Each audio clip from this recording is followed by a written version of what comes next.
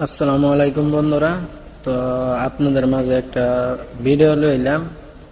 তার মানে ভিডিওটা হয়েছে গিয়া এটাই যে ওনা বর্তমান মানুষের যে বুট বুট যে বর্তমান মানুষের যে বুট কাটতে দিতেছে, আবার গিয়া হেয়ারিং কি আর বলে, আবার হেয়ারিং বর্তমান হেয়ারিংও বলে চলতেছে।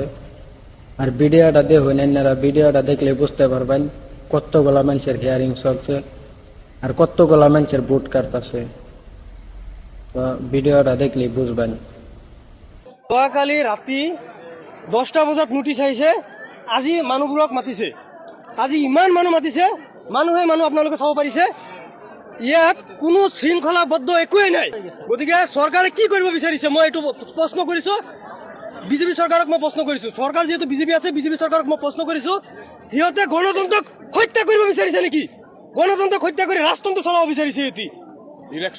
ইলেকশ্যন কমিশনাৰে যিটো কাম কৰিছে, গোটেই মানুহখিনিক কিছুমান মানুহ মই দেখিবলৈ পাইছোঁ এপ্লিকেশ্যন কৰিছে বোলে, কিছুমান মানুহে